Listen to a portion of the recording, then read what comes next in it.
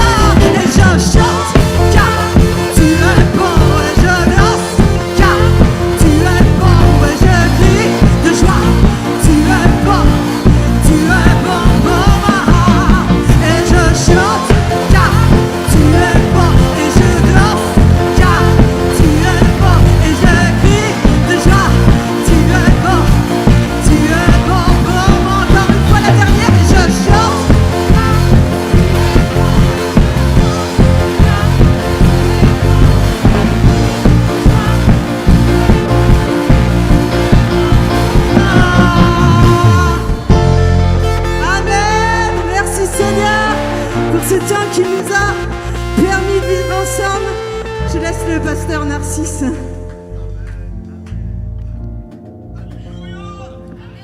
Est-ce que tu es dans la joie ce matin? Alléluia. Moi, je suis dans la joie. Amen. Amen. Gloire à Dieu. Je suis particulièrement heureux ce matin. Amen. Parce que l'honneur nous est échu en tant qu'Église de recevoir quelqu'un qui a des années de ministère, une expérience et une profondeur également dans sa relation avec Dieu. Il a été l'instrument par lequel Dieu m'a donné de comprendre le ministère qu'il m'a confié. Et depuis, il a été pour moi un père, il a été un ami, il a toujours été là. J'ai appris tellement auprès de lui. Et aujourd'hui, je voulais qu'on commence l'année en l'invitant. Cela est symbolique parce que en l'invitant, nous croyons également que par son ministère apostolique également, Dieu va asseoir l'Église dans une autre dimension. J'ai nommé le pasteur Philippe Dugard, qui est mon père dans le ministère, et que je vais inviter à prendre la parole au milieu de vous.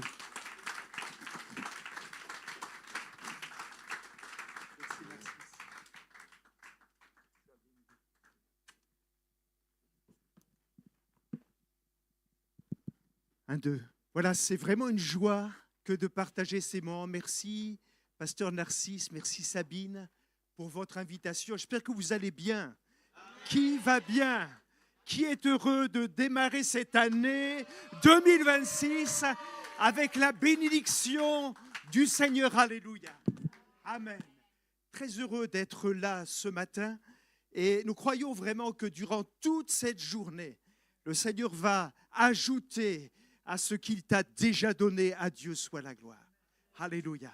Alors permettez-moi, en ce début d'année, en ce 25 janvier 2026, de vous permettre de faire avec moi une petite croisière. Est-ce que vous êtes prêts? Imaginez sur l'océan Indien, entre la Réunion et Maurice, sur un pont, sur le pont supérieur d'un navire, des dizaines et des dizaines de personnes se relaxent sur des transats. Le soleil darde et fait du bien à chacun et chacune, jusqu'au moment où un cri va perturber cette ambiance. Un enfant à la mer! Un enfant à la mer! Et là, c'est la panique à bord. Tous se lèvent de leur transat, vont jusqu'à la balustrade et regardent ce qui se passe. Que se passe-t-il? Et voilà que d'un seul coup, un homme va plonger dans cet océan infesté de requins. Et il nage jusqu'à l'enfant. Quelqu'un dit « Waouh !» Il saisit l'enfant, le ramène vers le bateau, on descend l'échelle de coupée.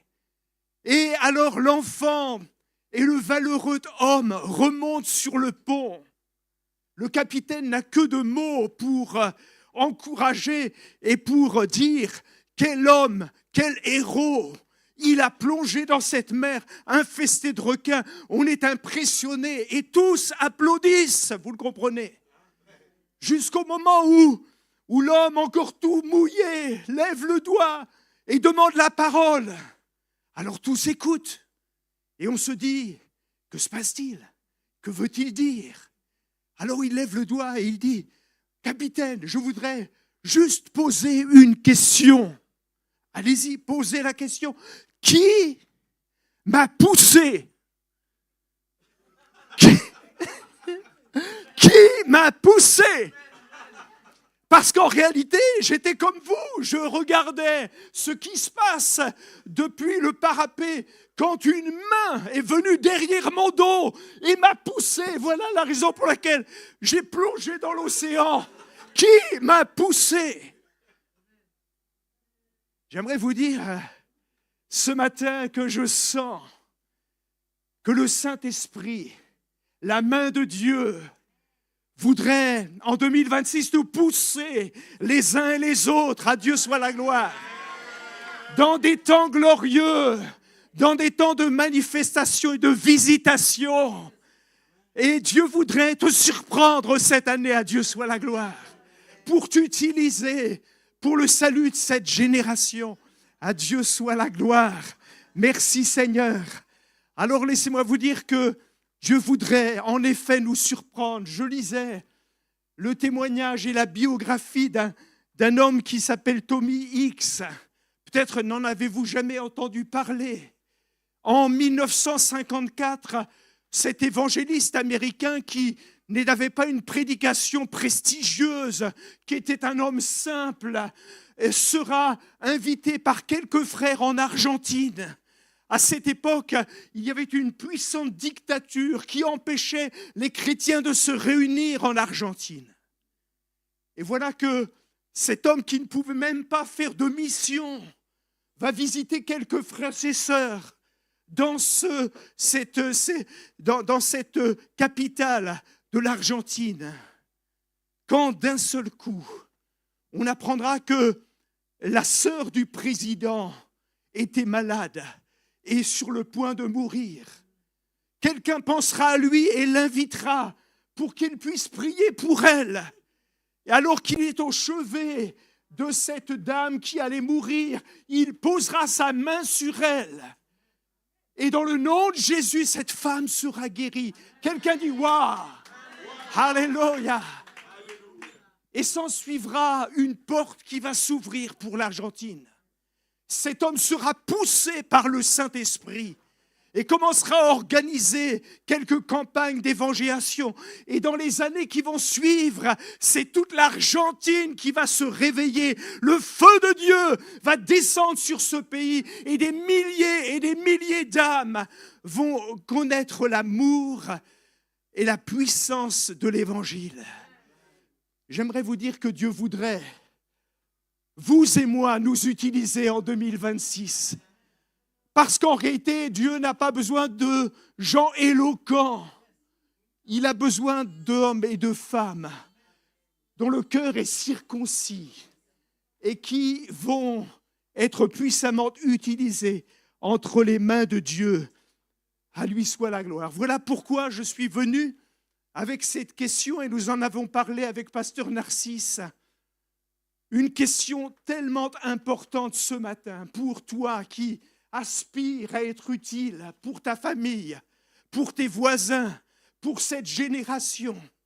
Ma question peut paraître stupide pour quelques-uns en disant « Pasteur, pourquoi tu vas me poser une telle question ?» Parce que en réalité, ça fait des années que je viens à l'église. Je connais les chants par cœur. J'ai chanté tous les chants avec Alicia. Ma question est, es-tu né de nouveau? As-tu rencontré Jésus sur le terrain d'une expérience personnelle? L'Esprit de Dieu a-t-il fait sa demeure en toi? A-t-il transformé ta mentalité au point que désormais, tu ressembles à Jésus? Es-tu né de nouveau? Alléluia. Parce que c'est un préalable à tout le reste. Je pourrais ce matin vous parler de toutes les promesses que le Père a pour ses enfants. Je pourrais vous parler de votre héritage en Christ. Mais si parce que tu n'es pas encore né de nouveau, tu ne fais pas partie de la famille, alors tu risques de passer à côté de tout ce que Dieu prévoit pour toi en 2026. Es-tu né de nouveau? Es-tu né de nouveau? C'est tellement sérieux. Laissez-moi vous dire qu'on ne joue pas à l'église. Je pense à ces hommes de la Bible, ils s'appelaient les sacrificateurs de Sceva. Ils pensaient être nés de nouveau, en tout cas, ils faisaient du mimétisme. Et comme leur père était sacrificateur, ils avaient trouvé que c'était intéressant de faire comme l'apôtre Paul. Alors, laissez-moi vous dire qu'ils ont commencé à chasser les démons dans le nom de Jésus. Quelqu'un dit, c'est extraordinaire, oui. Mais laissez-moi vous dire que l'esprit du mal, les démons ont commencé à parler et ils ont commencé à se manifester. Et l'homme démonisé a commencé à parler. Nous connaissons Jésus. Parce que laissez-moi vous dire que tous les démons dans le monde spirituel connaissent Jésus. Nous connaissons Paul, son serviteur. Parce que cet homme était marqué du Saint-Esprit. Il était né d'en haut, par l'Esprit de Dieu, sur le chemin de Damas. Mais ils vont dire, mais nous ne te connaissons pas. Mais nous ne vous connaissons pas. Et à cause de cela, eh bien la Bible dit que ces fils de Sceva vont subir les conséquences. Ils vont prendre des coups. Et ils vont être obligés de partir tout nus de cette situation et être complètement humiliés. Es-tu né? Es-tu né de nouveau? Quelle intéressante question. Il y a bien des années en arrière, lors d'une mission, je rencontrais un homme qui, après avoir répondu à l'appel, bien que chrétien, membre de l'Église, me confia qu'il avait été bousculé par le message et qu'il se sentait tellement loin des réalités de l'Évangile. Alors je posais quelques questions et il me disait simplement « J'ai eu l'impression d'être mal né ou d'être mort-né. En tout cas, je vis des combats, des luttes intérieures. Il y a toutes sortes de choses qui se passent en moi et je n'ai aucune assurance du pardon de mes péchés. » Alors on a pris le temps de discuter. Loin de le culpabiliser, nous l'avons pris par la main et nous l'avons conduit aux pieds de Jésus. Parce que c'est la volonté de Dieu que tout homme, toute femme ouvre son cœur, reçoive cette nouvelle naissance selon Dieu. À lui soit la gloire, alléluia. Il y a quelques années en arrière, j'étais pasteur sur l'église de Clamart. Un homme vint dans notre assemblée. Nous l'appellerons Gilles. Gilles était un Marseillais. Il avait vécu à Marseille toute la première partie de sa vie. Son père était un détraqué sexuel. Sa mère était partie avec un autre homme.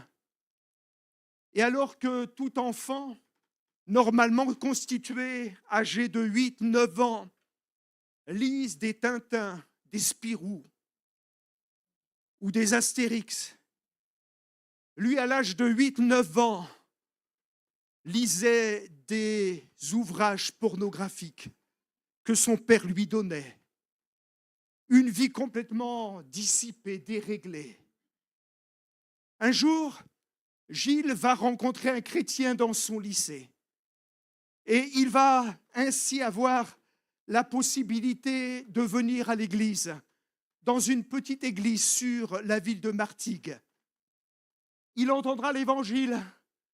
Et lui, qui était en déficit d'amour, va apprécier que dans cette église, on puisse l'accueillir comme un fils. Aussi, quelques semaines plus tard, on le baptisera. Et puis, quelques mois plus tard encore, alors qu'un jeune se levait pour partir pour l'école biblique, il se dit « Et si je pouvais faire aussi une école biblique ?» Quelques 3 ans plus tard, Gilles se retrouvait pasteur stagiaire dans une assemblée. Il avait un caractère difficile. Les choses semblaient compliquées, ce qui fait qu'après 2 stages pastoraux, le mouvement dans lequel il était s'est dit « il n'a pas sa place au milieu de nous ». Et Gilles en fut profondément offusqué. Comment se fait-il? Et comme il fallait bien qu'il travaille, il se retrouva près de Clamart et il intégra l'église de Clamart. Quelques semaines plus tard, j'étais dans l'assemblée et je voyais cet homme agité, réclamant un service pour servir le Seigneur. Nous avons eu l'occasion de parler et je disais à Gilles, plus tard, il me semble que ce n'est pas le temps. Il revendiquait pourtant avoir fait 3 ans d'école biblique. Mais au cours d'un temps de prière, le Saint-Esprit me montra que cet homme n'était pas né de nouveau, qu'il était habité par de mauvais esprits. Alors, avec beaucoup de respect, nous avons pris du temps avec lui pour parler et nous avons commencé à commander au mauvais esprit de quitter son corps. Nous l'avons invité à recevoir Jésus comme son sauveur personnel. Et cet homme s'est donné au Seigneur ce jour-là et sa vie n'a plus jamais été la même. Même sur son visage, quelque chose s'était passé. Et il y a quelques années de cela, Gilles me téléphonait me disant « Pasteur, une porte s'ouvre pour moi et je sers maintenant le Seigneur dans une église de Bretagne. Et le Seigneur me bénit et m'utilise puissamment. À Dieu soit la gloire. » Je crois dans cette nécessité de vivre une rencontre personnelle avec Dieu. On peut faire du mimétisme. Vous savez, on peut apprendre des chants par cœur. Quand le pasteur dit « levez les mains », on peut lever les mains. Quand le pasteur nous dit « asseyez-vous », on peut s'asseoir. On peut faire toutes sortes de choses. On peut même faire partie de la chorale de l'église. Mais si je ne suis pas né de nouveau, si je ne suis pas né d'en haut, alors il me manquera l'essentiel. Et nous avons besoin les uns et les autres de comprendre en réalité que le Seigneur nous appelle à vivre cette authentique nouvelle naissance. Alors, permettez-moi simplement de souligner la réalité. Si quelqu'un est en Christ, il est une nouvelle créature. Les choses anciennes sont passées. Voici toutes choses sont devenues nouvelles. J'étais un garçon passagèrement difficile. Ma mère se faisait du souci avec moi. J'avais 14-15 ans. Mes fréquentations n'étaient pas bonnes. Ma mère me tirait pour aller à l'église, mais j'en avais que faire de l'évangile. Et puis un jour, ma mère a forcé la main et m'a inscrit dans un camp de jeunes. Et je me suis retrouvé au milieu de chrétiens. Et là, pour la première fois, j'ai entendu la voix du Seigneur. On peut entendre des milliers de prédications qui ne seront pour toi qu'une parole d'homme. Mais à un moment donné, on peut entendre la voix de Dieu. Et à l'âge de 15 ans, cette fois-là, alors que le prédicateur prêche l'évangile devant tous ces jeunes, je me sens tellement concerné que j'ai l'impression que le Seigneur pose son doigt sur moi et qu'au milieu de tous ces jeunes, il n'y en a qu'un qui ne peut être concerné par ce message, c'est moi. Ce jour-là, je prends conscience que je suis un jeune homme pécheur et je commence à sangloter sous la conviction de péché. L'Esprit de Dieu me saisit et je commence à sentir sa présence et je commence à dire « Oui, Seigneur, je veux que tu viennes dans ma vie. » Alléluia. À la fin de ce culte, tous les autres jeunes vont à table et puis il y avait à cette époque des distractions pour aller à la plage. Mais je demande, bousculé par le Saint-Esprit, de rester dans le camp. Et là, dans ma petite tente canadienne, à l'âge de 15 ans, je rencontre Jésus d'une façon personnelle. Le Saint-Esprit me visite. Des vagues de Dieu passent sur ma vie. J'ai des visions, des révélations de ce que Dieu prépare pour moi. Et après 3 heures de ce temps passé dans la présence de Dieu, je ressors de ma petite tente canadienne, mais je suis complètement changé. Je viens de rencontrer Jésus. Je viens de vivre l'expérience la plus extraordinaire. J'étais mort dans mes péchés, mais maintenant je suis vivant avec Jésus. Je suis né de nouveau, alléluia. Mon frère, ma sœur, es-tu né de nouveau?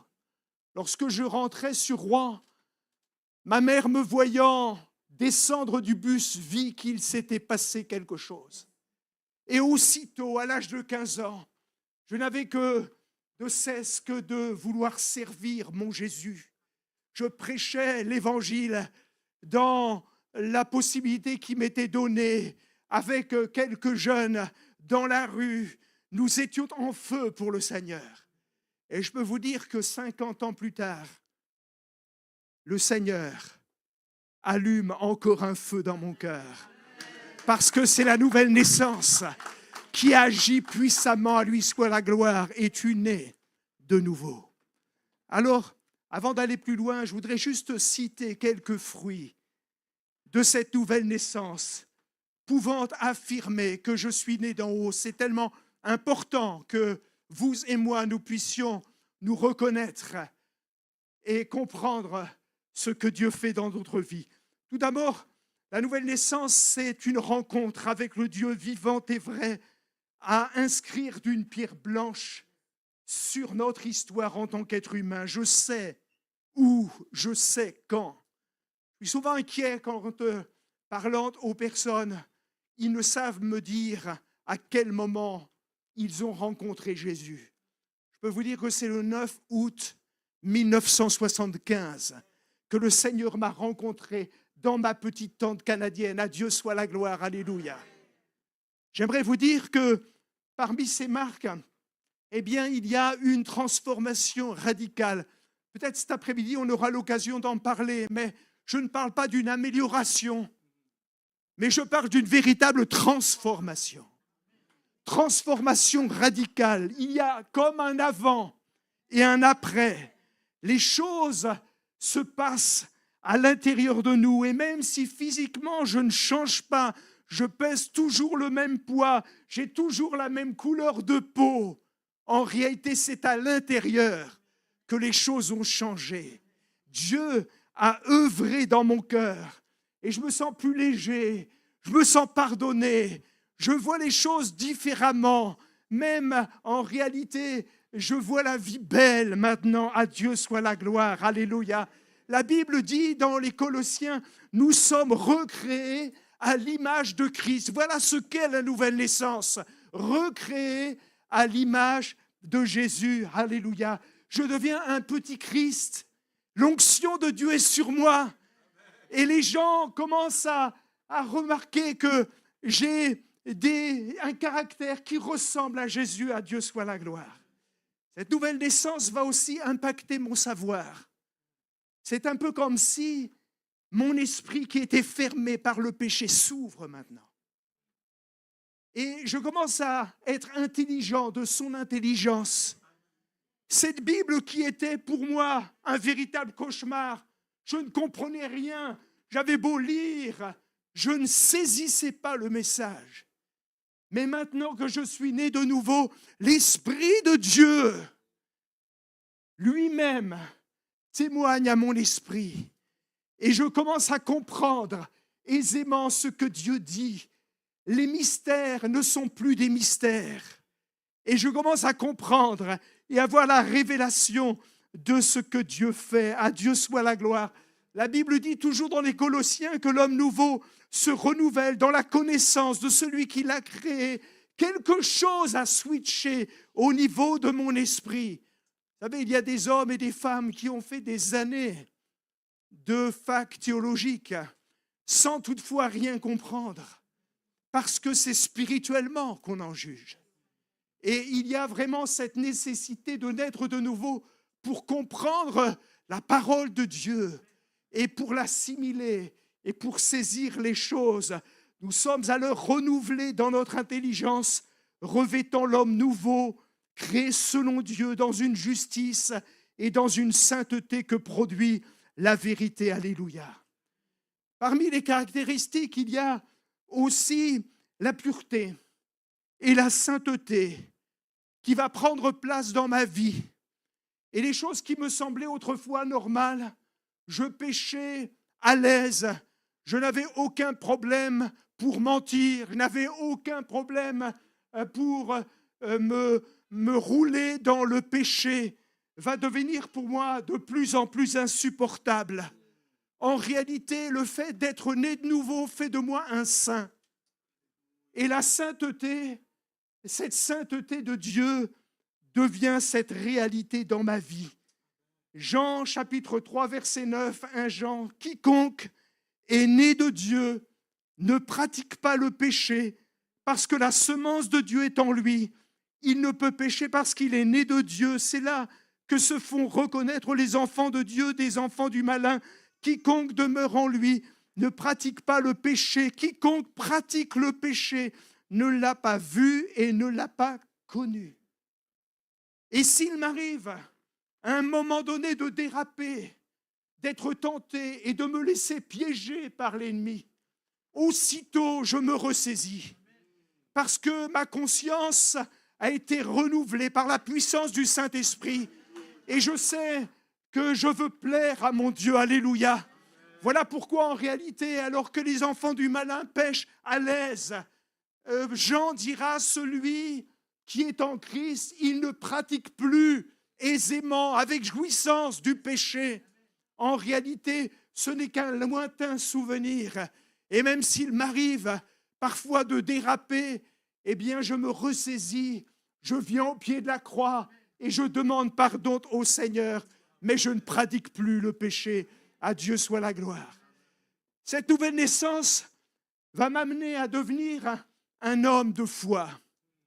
Je vais apprendre à faire confiance à Dieu. Et dès lors où je reçois Jésus comme mon sauveur personnel, j'apprends à lui faire totalement et pleinement confiance. À tous ceux qui sont nés de Dieu, la Bible dit que ceux qui sont nés de Dieu triomphent du monde et la victoire qui triomphe du monde, c'est notre foi. Désormais, je vis par la foi, dans une authentique confiance. On ne s'inquiète plus, on se repose sur lui. La Bible dit en effet que celui qui s'approche de Dieu croit que Dieu existe et qu'il récompense celui qui le cherche. C'est dans l'Épître aux Hébreux, à Dieu soit la gloire. Enfin, j'ose dire que cette naissance d'en haut va m'amener à être différent dans mes rapports avec les autres, avec mon prochain. C'est tellement important de réaliser que je vais ressortir de cette expérience avec les sentiments de Jésus dans mon cœur.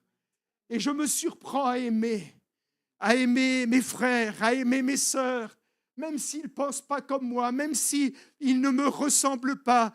Je vais aimer mon patron, je vais aimer mes collègues de travail, je vais aimer mon prochain et même je vais aimer celui qui n'est pas aimable. À Dieu soit la gloire. Et c'est quelque chose d'extraordinaire. Nous savons que nous sommes passés de la mort à la vie parce que nous aimons les frères. Et il est ajouté, celui qui n'aime pas demeure dans la mort. Peut-être je vous ai gardé ce qui me semble le point le plus crucial de toutes ces marques et caractéristiques de ceux qui sont nés de Dieu. Alléluia. Il me semble que la chose la plus extraordinaire est la conséquence suivante. Je vais maintenant pouvoir entrer dans ma destinée. Dieu avait pensé de toute éternité à des projets pour ma vie, mais le péché avait tout gâché. C'était finalement ce qui fermait la porte à tous ces projets de Dieu. Mais maintenant que je suis réconcilié, eh bien, je vais pouvoir entrer dans ma destinée, et comprendre le plan de Dieu pour ma vie et accomplir les œuvres du Père. À Dieu soit la gloire. À tous ceux qui ont reçu Jésus, à ceux qui croient en son nom, elle, la parole faite chair, Jésus, a donné le pouvoir de devenir enfants de Dieu, lesquels sont nés non du sang, ni de la volonté de la chair, ni de la volonté de l'homme, mais de Dieu. Alléluia. Le pouvoir de devenir enfant de Dieu. Et j'aimerais souligner ce dernier point parce qu'il me semble absolument important. Tu n'es pas né de Dieu pour te faire plaisir. Tu n'es pas né de Dieu pour te regarder dans une glace et dire « Ah oui, quand même, j'ai changé. Tout va bien, merci Seigneur. » Mais comprenez avec moi que lorsque le Saint-Esprit nous touche, c'est pour que nous puissions accomplir les œuvres du Père. et être le prolongement du ministère de Jésus sur la terre. Du reste, c'est intéressant de noter que dans cette ville d'Antioche, ceux et celles qui étaient nés de Dieu, ils venaient d'être persécutés, ils arrivaient dans cette ville, mais bien vite, on va appeler ces disciples de Jésus des chrétiens. Pourquoi ? Parce que ces hommes et ces femmes nés d'en haut étaient en train de prolonger le ministère de Jésus au travers d'un service puissant, au travers d'un ministère glorieux. Et tout ce qu'ils faisaient, développer l'œuvre de Dieu, ils vont alors être appelés chrétiens. C'est la première fois que l'on appellera ces hommes petits Christ ou petits ouins, parce qu'on reconnaissait la marque de Dieu sur leur vie. À lui soit la gloire. Lorsque je lis les évangiles, bien sûr, je peux me délecter de l'image de Jésus, suivre Jésus sur les chemins de la Palestine et peut-être me faire un avis plus précis de qui il est. Qui il est. Mais laissez-moi vous dire que si l'évangile, les 4 évangiles nous ont été laissés, ce n'est pas juste pour que l'on puisse avoir une image de ce Jésus. Du reste, aujourd'hui, nous l'avons chanté avec Alicia, il règne à jamais. Lorsque Jean, qui le connaissait bien, qui dormait sur sa poitrine, sur l'île de Patmos, aura la révélation du Christ glorifié, il tombera comme mort, parce qu'il n'y avait plus rien à voir entre le Jésus homme, fils de l'homme, et le Jésus à la droite du Père. En réalité, si les évangiles nous sont laissés, c'est pour que vous et moi, nous puissions comprendre quelle est notre mission. Jésus étant l'archétype et le modèle de plusieurs frères. Jésus qui est l'image de ce Fils bien-aimé de Dieu, l'image de celui qui est né d'en haut, alléluia, va nous amener à comprendre que maintenant que nous sommes nés d'en haut, eh bien, nous avons un modèle et nous avons la possibilité de vivre comme il a vécu, tel il est, tel nous sommes aussi dans ce monde. À Dieu soit la gloire, alléluia.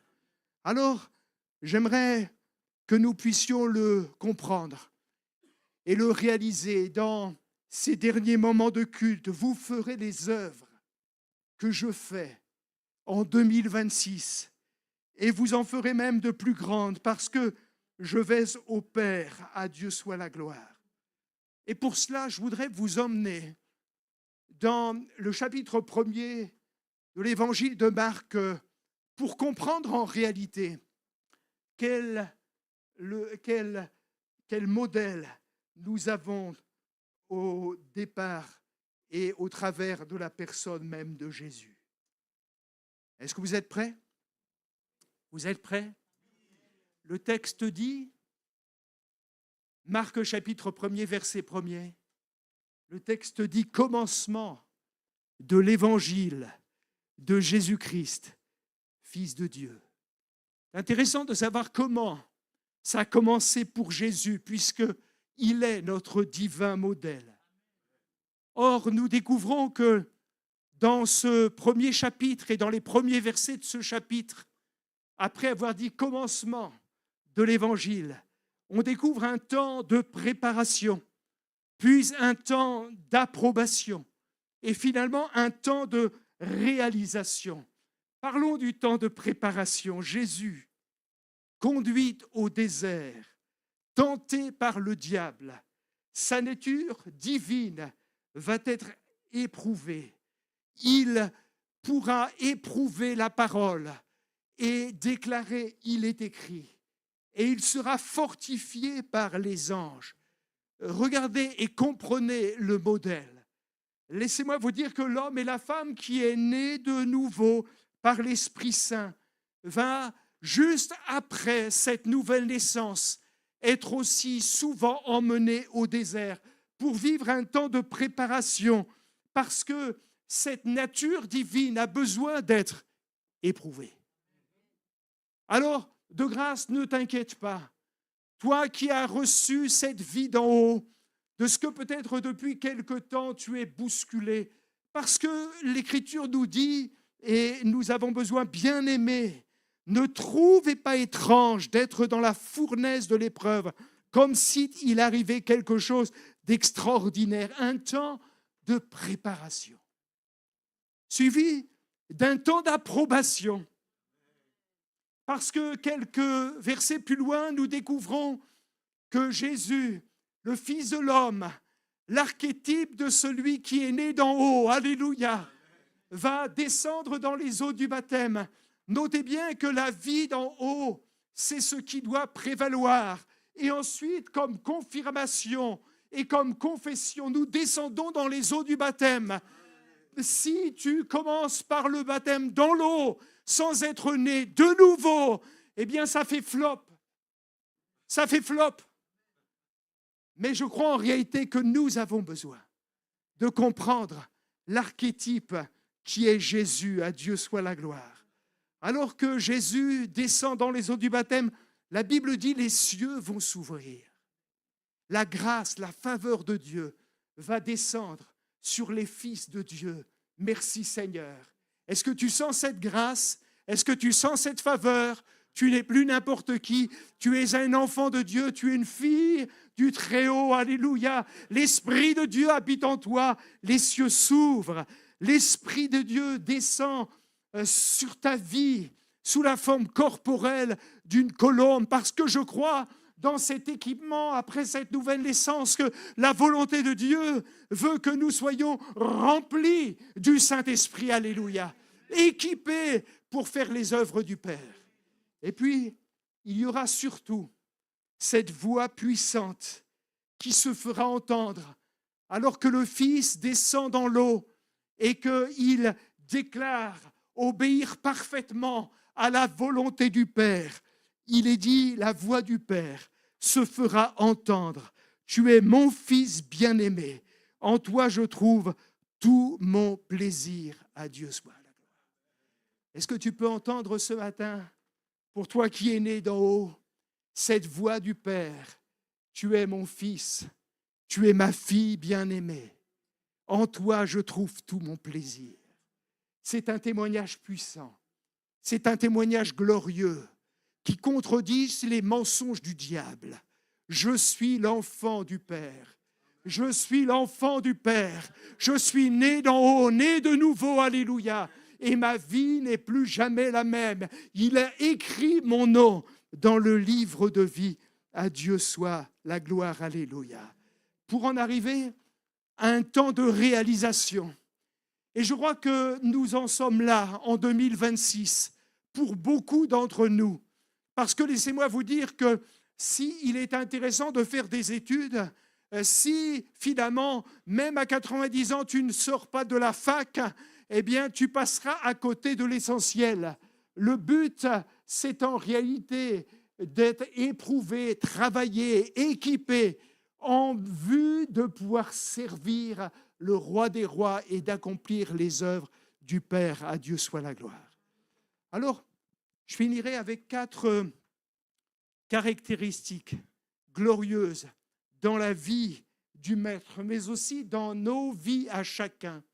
4 caractéristiques de cette nouvelle naissance.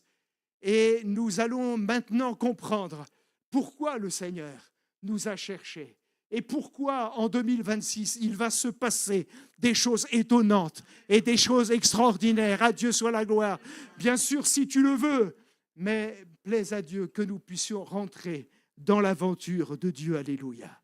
Au chapitre 1er, verset 21, le texte s'affiche derrière moi. Il nous est dit, ils se rendirent à Capernaum. Et le jour du sabbat, Jésus entra dans la synagogue et il enseigna. Ils étaient frappés par sa doctrine, car il enseignait comme ayant autorité et non comme les scribes. Il se trouva dans leur synagogue un homme qui avait un esprit impur et qui s'écria, « Qu'y a-t-il entre nous et toi, Jésus de Nazareth? Tu es venu pour nous perdre. Je sais qui tu es le Saint de Dieu. » Et Jésus le menaça, disant, « Tais-toi et sort de cet homme. Et l'Écriture nous dit, l'esprit impur sortit de cet homme en l'agitant avec violence et en poussant un grand cri. Tous furent saisis de stupéfaction, de sorte qu'ils se demandaient les uns aux autres, mais qu'est-ce que ceci? Une nouvelle doctrine? Il commande avec autorité, même aux esprits impurs, et ils lui obéissent, et sa renommée se répandit aussitôt dans tous les lieux environnants de la Galilée. Amen. Voilà le témoignage de ce que cette nouvelle naissance se manifeste dans la vie de tout à chacun. À Dieu soit la gloire. Une nouvelle naissance avec une autorité qui surprend. Nous avons ici la toute première fois où Jésus s'adresse en public à cette foule qui est là dans la synagogue. Et c'est intéressant de noter cette toute première fois pour Jésus. Je ne sais pas, Narcisse, si tu te rappelles de ta toute première fois. Moi, je m'en rappelle. La première fois où j'ai dû m'adresser à un auditoire. Et ma femme s'en souvient encore plus que moi. C'était dans la région de Rouen, dans cette petite ville de Grand Couronne. Mon pasteur, alors que j'étais tout jeune, né de nouveau, me passait pour la première fois la responsabilité d'apporter la parole. Et j'étais tout tremblant en partageant le message de Jésus. J'avais rempli 10 pages de notes, mais en l'espace de 6 minutes peut-être, mes 10 pages de notes, et s'étaient envolées. Et j'étais mal, et j'étais en sueur, et j'étais complètement paniqué. Et comme je paniquais, je répétais, toujours la même chose. Et au milieu de cet aimable auditoire, il y avait un homme qui était là pour la première fois. Peut-être avait-il bu, je n'en sais rien. Mais alors que je répétais, il me dit, mais ça fait 10 fois qu'on entend la même chose. Quand est-ce que tu vas passer à autre chose? Et là, j'étais en vie, j'étais tellement mal. Je voulais mourir. Seigneur, reviens vite, reviens bientôt. Et je suis sorti de là, de cette première expérience, particulièrement marqué par l'humiliation. Toutefois, dans cette réunion, juste au moment où je m'assois et je ne veux plus me relever, je ne veux plus rencontrer les gens, je suis là comme ça. Et voilà qu'une dame vient vers moi et elle me dit, Philippe, cet après-midi, j'ai entendu la voix de Dieu. Lorsque tu as parlé, c'est comme si Dieu me parlait. Et ça m'a touché. Et j'ai pris la décision de donner ma vie au Seigneur. Du coup, j'ai pris conscience en réalité que dans notre fébrilité, lorsque nous sommes nés d'en haut, l'Esprit de Dieu nous utilise et qu'il veut véritablement se glorifier, même au travers des gens qui semblent si peu capables de servir le Seigneur. À Dieu soit la gloire. Alléluia. Alors, j'aimerais vraiment vous rassurer. Lorsque l'on est de nouveau, eh bien, on n'a pas, dans les premiers jours, forcément l'éloquence du grand lion qui rugit. Parfois, on est un peu comme un lionceau. Vous savez, le lionceau, lorsqu'il commence à vouloir pousser un cri, c'est plutôt le cri d'un chaton. Miaou. Il va rugir bizarrement. Miaou. Mais j'aimerais vous dire de la part de Dieu que ce n'est pas le rugissement qui fait le lion. C'est la naissance de lion, quand bien même il serait petit, qui va manifester. Et vous avez besoin de comprendre que, en réalité, lorsque je suis né de Dieu, par l'Esprit Saint, eh bien, assurément, je vais grandir, et plus je vais grandir, et plus cette autorité de Dieu va se manifester. À Dieu soit la gloire. Alors revenons au texte pendant quelques instants, parce qu'il me semble que ce texte est particulièrement important. Jésus vient pour la première fois. Il parle pour la première fois. Et notre modèle, cet homme, ce Fils de l'homme, au centre de la volonté de Dieu, approuvé, éprouvé, le Fils de Dieu se lève et il ouvre le rouleau du livre. Et la grâce de Dieu est sur Jésus. Et alors qu'il lit le texte, l'Esprit du Seigneur est sur moi, parce qu'il m'a oint. Il réalise en réalité qu'en tant que Fils de l'homme, eh bien, l'archétype de cette nouvelle naissance va manifester la gloire de Dieu. Alléluia. Et alors qu'il commence à ouvrir la bouche, il se passe quelque chose dans l'auditoire. La grâce de Dieu se manifeste. Et les gens commencent à être scotchés, bousculés par son message. À Dieu soit la gloire. Rien à voir avec les discours des scribes et des hommes religieux. La Bible dit qu'il parle avec autorité. Et quelque chose va bousculer les cœurs et va changer l'atmosphère de ce lieu de culte. La nouvelle naissance fait véritablement la différence entre le Fils de l'homme Jésus et ces hommes religieux. Et dans cet auditoire, l'Écriture nous dit, nous l'avons lu, qu'il y avait un homme qui jusqu'à maintenant venait régulièrement dans la maison de Dieu, dans la synagogue. Il n'était nullement gêné par le discours de ces prêtres et de ces sacrificateurs et de ces hommes religieux, parce que, en réalité, s'il parlait de Dieu, il manquait cette naissance d'en haut. Mais maintenant, Jésus parle. Et alors qu'il parle, quelque chose se passe dans l'auditoire. Et un homme qui était habité d'esprit impur commence à manifester. Et il commence à rouler par terre. Et les gens sont complètement déstabilisés. Ils n'avaient jamais vu ça dans la synagogue. Que se passe-t-il? Une nouvelle doctrine. Qu'est-ce qui se passe? Voilà que maintenant, cet homme est en train de rouler. Et alors que cet homme roule, Jésus commande au mauvais esprit de quitter son corps. Et cet homme est complètement libéré et délivré. Et j'aimerais vous dire que Dieu veut que nous puissions comprendre qu'il y a dans la vie de ceux et celles qui sont nés d'en haut une autorité qui surprend. Alléluia. Et cette autorité ne vient pas de nous, elle vient de Dieu. Alléluia. Qu'est-ce que ceci? Une nouvelle doctrine. Alors, je vous rassure, ce n'est pas une nouvelle doctrine, c'est l'Évangile dans son intégralité, dans sa toute-puissance. Alléluia. Laissez-moi vous dire qu'il n'y avait pas de place dans le ministère de Jésus pour de beaux discours seulement. Il y avait dans son ministère cette évidence d'un Dieu qui agit et qui exerce des prodiges et des miracles au milieu de son peuple. L'évangile ne consiste pas en paroles seulement, mais en puissance. Est-ce qu'on peut dire amen? Est-ce qu'on peut applaudir le Seigneur?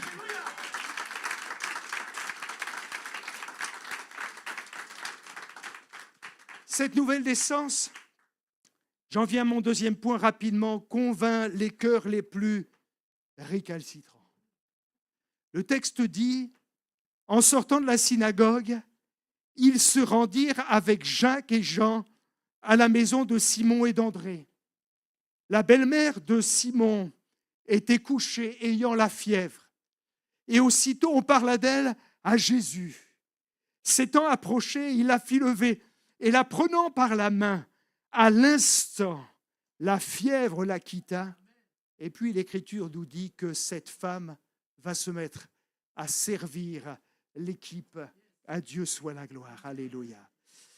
Je crois que lorsque la nouvelle naissance opère, l'atmosphère change, jusque dans les familles. Et c'est quelque chose d'extraordinaire. Du reste, dans ce texte, il est dit « Le royaume de Dieu s'est approché ». Je me suis arrêté sur l'expression, je n'ai pas le temps de développer, mais C'est extraordinaire lorsque le royaume de Dieu s'approche. Alléluia. Dans une maison, dans une famille, dans une ville, le royaume de Dieu s'est approché. Toutefois, il faut comprendre que pendant longtemps, j'ai pensé que dès lors où le royaume de Dieu s'approche, eh bien, il se passe des choses extraordinaires, oui. Mais parfois, avant que ce royaume s'approche, il y a comme une confrontation entre le monde d'en bas et le monde d'en haut. Et c'est ce que l'on voit en réalité avec cette histoire. Je prends juste le temps de vous l'expliquer et vous allez comprendre pourquoi j'insiste. Pierre, l'apôtre Pierre, avait une belle-mère. Alors les catholiques disent que c'est le premier pape qui est venu sur Rome. J'en sais rien. Mais en tout cas, une chose est certaine, c'est qu'il avait une belle-mère. Ça voulait dire qu'il était marié. Et ça, c'est quelque chose d'intéressant. Pierre avait une belle-mère. Une belle-mère qui était fière de son gendre. Son gendre avait une entreprise de pêche. Et elle était tellement fière de ce gendre qui rapportait de l'argent à la maison, entreprise de pêche, plusieurs bateaux, plusieurs barques, du personnel. Et quand elle parlait de son gendre, elle en était tellement fière. Un jour, vous connaissez l'histoire. Jésus va s'approcher de Pierre et de ses amis. Ils étaient en train de réparer les filets. Et puis la suite, c'est qu'il est monté dans la barque. Et il y aura eu ce jour-là une nouvelle naissance au travers de la pêche miraculeuse. Quand Pierre vit que Jésus avait manifesté ce miracle, il va se jeter à terre. Je suis un homme pécheur. Et désormais, je vais te suivre. Alors ce soir-là, Pierre rentre à la maison. Et sa femme lui dit, écoute, chérie, tu rentres un peu tard. Qu'est-ce qui se passe? Il fait déjà nuit. Ah oui, mais il faut que je te raconte. En réalité, depuis quelques heures, je suis devenu disciple de Jésus. Alors vous savez, c'est toujours compliqué d'expliquer la nouvelle naissance. Il m'a touché, il m'a parlé. La femme lui dit, mais qu'est-ce qu'il t'a fait? Il t'a pris la tête, il t'a ensorcelé. Il a fait quoi, ce Jésus, pour que, en réalité, tu deviennes son disciple? Il m'a dit, viens et suis-moi. Et j'ai entendu sa voix et j'ai osé le suivre. Et je vais te faire même une confidence. J'ai abandonné l'entreprise de pêche. Je l'ai confiée au papa, mais je n'y retournerai plus. Juste, on parle entre humains là. Si je devais faire ça à ma femme, je crois qu'elle me regarderait avec des gros yeux. Quoi? Et qu'est-ce qu'il t'a dit? Et pourquoi tu as revendu l'entreprise de pêche? Et comment on va faire pour vivre maintenant? Non, j'ai décidé de quitter tout cela pour suivre Jésus. Alors ça, c'est avec sa femme. Et maintenant, imaginez la belle-mère. J'ai rien contre les belles-mères. J'ai moi-même une belle-mère que je respecte. Mais il faut dire que déjà, c'est parfois compliqué le rapport entre le gendre et la belle-mère, oui ou non? Alors ce jour-là, il me semble que si la fille a eu du mal à avaler la pilule, la belle-mère, qui était fière de son gendre, va vivre quelque chose de profondément désastreux. Mon gendre est dans les rues de Jérusalem en suivant un gourou. Il a abandonné son entreprise de pêche. Il n'a plus d'argent maintenant. Et comment on va faire pour vivre? Ça va être la misère. Vous imaginez la belle-mère? Or, Dieu permet parfois des situations pour que nous puissions véritablement marquer des points dans le royaume de Dieu. Il se trouvera que ce jour-là, cette fameuse belle-mère contrariée, fâchée contre Jésus, fâchée contre son gendre, va être frappée d'une fièvre mortelle. elle est tellement malade. Elle n'a même pas la force. L'Écriture nous dit, on parle d'elle à Jésus. Ce n'est pas elle qui a parlé de faire venir Jésus.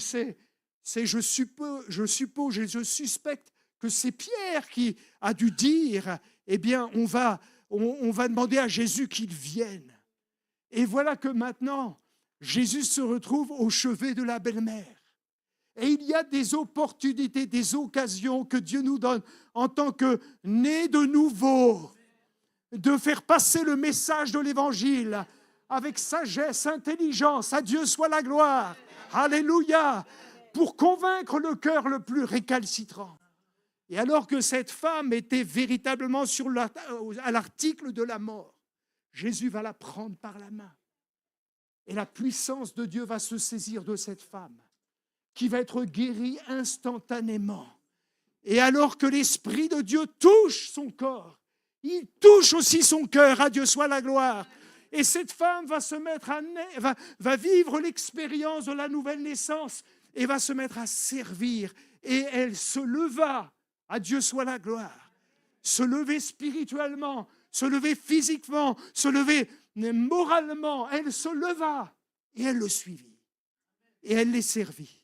J'aimerais vous dire que c'est extraordinaire de comprendre et de réaliser que dès lors où je suis né de nouveau, Dieu va me donner des possibilités et des opportunités. À Dieu soit la gloire pour le servir. Une nouvelle naissance qui nous pousse à nous maintenir devant sa face. Et j'ai pratiquement fini. L'Écriture nous dit, vers le matin, pendant qu'il faisait encore très sombre, il se leva et sortit pour aller dans un lieu désert et il pria. Les disciples sont étonnés parce que le Fils de l'homme qui vit maintenant un succès, la Bible dit que le village où il se trouve est là devant la maison de Jésus. Tous te cherchent et ils veulent que tu viennes prier pour eux. Et l'Écriture nous dit que Jésus s'est mis à l'écart pour prier.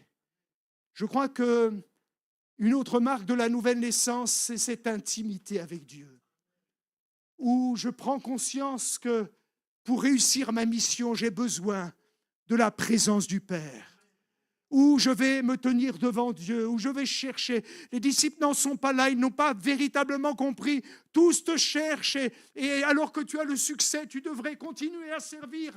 Mais pour Jésus et pour l'archétype de ceux qui sont nés d'en haut, il y a cette recherche de la présence du Père. Seigneur, j'ai tellement besoin que tu renouvelles mes forces, tellement besoin d'être dans un temps d'adoration, tellement besoin de louer, d'adorer ton nom. Alléluia. Et il y a ce témoignage d'un né de nouveau qui adore le Père parce que c'est son cœur et parce que c'est absolument nécessaire. À Dieu soit la gloire. Je vais appeler la pianiste à venir. Je ne sais pas où elle est. Merci beaucoup. Et je voudrais juste peut-être finir, écoutez bien. La nouvelle naissance pour que s'arrête la souffrance. Je répète, la nouvelle naissance pour que s'arrête la souffrance. J'aime à dire que le choix que Dieu a fait de poser son regard sur toi n'est pas le choix du hasard. Mais il y a dans son cœur ce désir de t'utiliser et de manifester sa puissance. Marc chapitre 1er, verset 32, le soir, après le coucher du soleil, on lui amena tous les malades et tous les démoniaques. Et toute la ville étant assemblée devant sa porte, il guérit beaucoup de gens qui avaient diverses maladies. Et il chassa aussi beaucoup de démons. Est-ce que vous comprenez la raison pour laquelle Dieu a placé cette assemblée dans ce quartier, au milieu de ces immeubles? Est-ce que vous comprenez le plan de Dieu pour que s'arrête la souffrance? Imaginez cette foule rassemblée devant cette porte. Dieu ne voit pas une foule, mais il voit des personnes, des gens abîmés, des gens blessés, des gens en souffrance. Il te voit peut-être ce matin. Toi qui n'es pas encore né de nouveau, il te voit. Toi qui as besoin d'un attouchement spirituel pour que tu guérisses intérieurement, pour que tu aies une espérance vivante. Alors ce texte nous dit, et j'ai fini avec ça, un lépreux vint à lui, se jetant à genoux. Il lui dit d'un ton suppliant, « Si tu le veux, tu peux me rendre pur. » Et Jésus, ému de compassion, étendit la main, le toucha et lui dit, « Je le veux, sois pur. » Aussitôt, la lèpre le quitta. À Dieu soit la gloire. J'aimerais m'adresser à quelqu'un qui est là pour les premières fois, qui n'a pas encore fait l'expérience de la nouvelle naissance. Quelqu'un dira, pasteur, c'est quoi cet homme? Quel rapport avec mon histoire? Quel rapport avec ma vie, ce lépreux? La Bible parle de ce que nous sommes tous des lépreux. Le péché règne et domine sur la vie de tout un chacun. Et en dehors de la rédemption qui est en Jésus-Christ, nous sommes mûrs pour l'enfer. Et dans ce texte, eh bien, ce lépreux, finalement, vit un drame véritablement fâcheux. Peut-être ce matin-là, lorsqu'il s'est levé, il ne savait pas encore que sa vie allait basculer côté horreur. Peut-être ce matin-là, ce lépreux affecté par cette terrible maladie va véritablement vivre cette souffrance sans nom. Ce lépreux, en réalité, souffrait d'un mal terrible. Et ce qui est remarquable, c'est que cet homme en souffrance n'est plus prêt à laisser l'orgueil le priver de cette vie d'en haut. Alors, il va crier à Jésus, « Sauve-moi, si tu le peux, tu peux me rendre pur. » Et je crois que ce matin, quelqu'un qui n'était pas né d'en haut, quelqu'un qui ne s'est pas reconnu dans tous les points cités de la nouvelle naissance, peut expérimenter la grâce de Dieu et être touché par la puissance du Saint-Esprit. Alléluia. Tu peux naître de nouveau. Tu peux tout recommencer. Quelque chose peut se passer dans ton cœur. Cet homme va être visité. La lèpre va le quitter en un instant. À Dieu soit la gloire.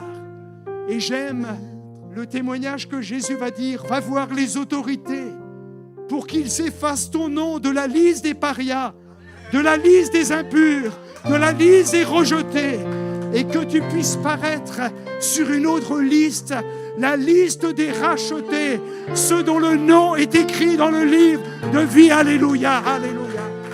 Qui ce matin voudrait donner sa vie au Seigneur? Qui prend conscience qu'il a besoin de connaître la grâce de Dieu? Alors on va chanter ensemble. Tu peux balayer ta vie passée et repartir à zéro. Et repartir à zéro. Et repartir à zéro. Avec Jésus pour berger. Et repartir à zéro.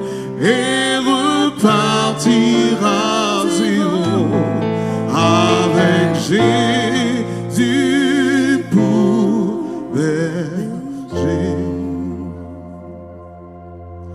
Tu peux naître de nouveau, tu peux balayer ta vie.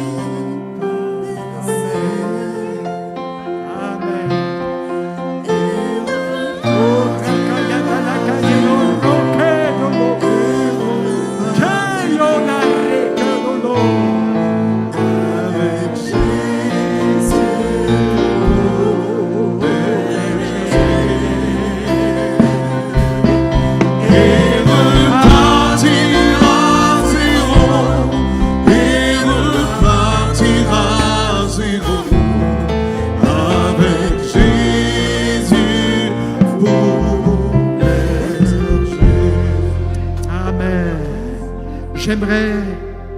appeler quelqu'un ce matin, quelqu'un qui semble avoir un lourd passé, situation compliquée.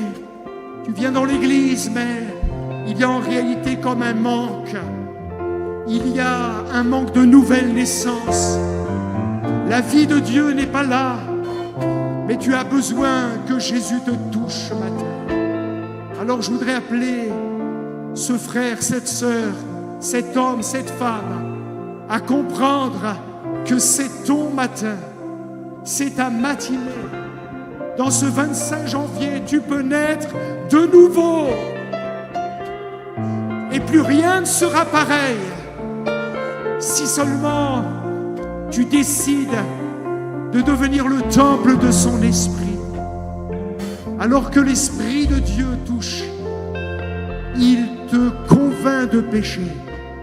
Et tu peux simplement dire, Seigneur, je me lève et je m'abandonne à toi. Je veux en effet tout recommencer. Je veux connaître la vie d'en haut. Je veux devenir un fils de Dieu, une fille de Dieu. Je veux te laisser me toucher, te laisser me visiter, faire de moi un homme, une femme né de nouveau. Alléluia.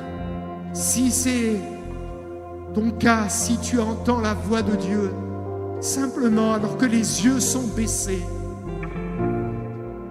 que les têtes sont courbées, lève ta main et décide et reçois la vie d'en haut et décide de devenir une nouvelle créature. Reçois l'Esprit de Dieu, alléluia. Il y a comme une rencontre ce matin et Dieu te touche par sa parole et par son Esprit et tu ne seras plus jamais la même, alléluia. Au nom de Jésus. Merci Seigneur.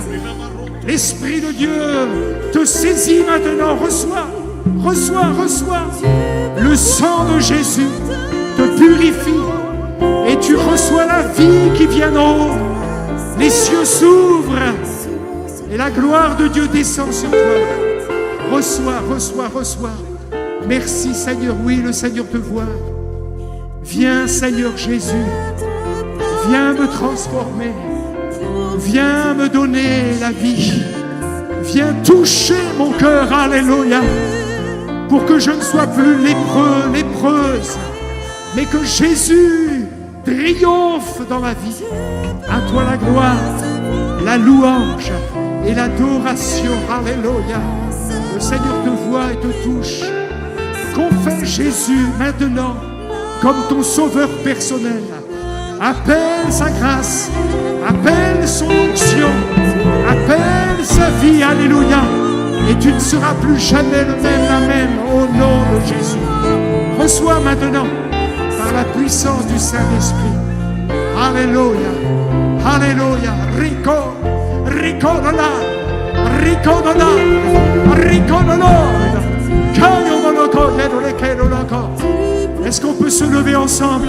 On se lève tous ensemble et on chante ce chant et on déclare que ta vie est balayée maintenant par la puissance du Saint-Esprit. Amen.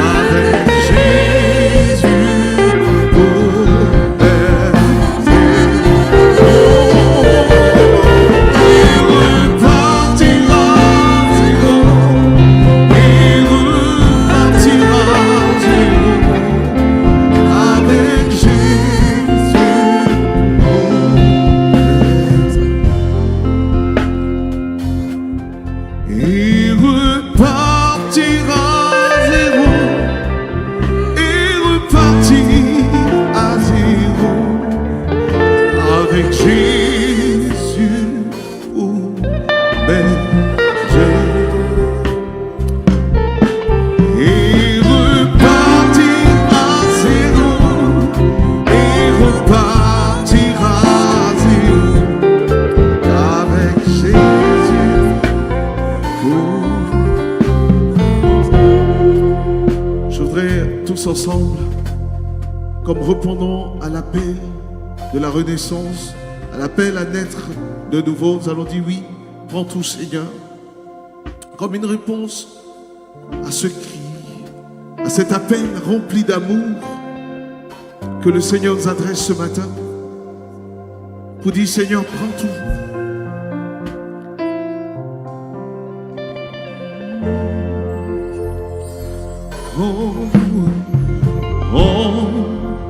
Entre tes mains, j'abandonne tout ce que j'appelle bien. On ne permet à personne, Seigneur, d'en reprendre. Oui, prends tout. Oui, prends tout, Seigneur. Oh. Oui, prends tout, Seigneur. Prends tout, Seigneur. Entre tes mains,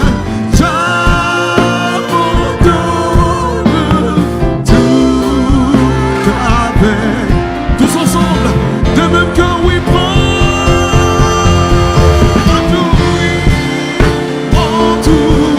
Seigneur, prends tout, Jésus, oui, prends tout, Seigneur, prends tout, Seigneur, entre tes mains,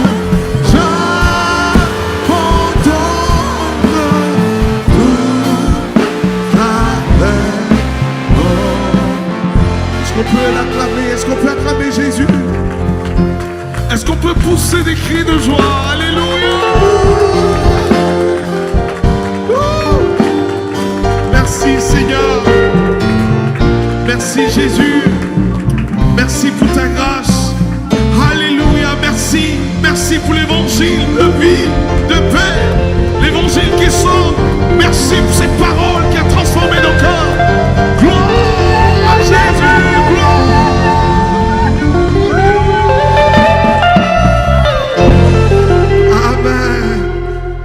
Gloire à Jésus. Merci Seigneur pour cette parole qui fait tellement du bien. C'est ça l'évangile. L'évangile de Jésus-Christ. Amen. Merci Pasteur Philippe pour ces paroles merveilleuses. Amen.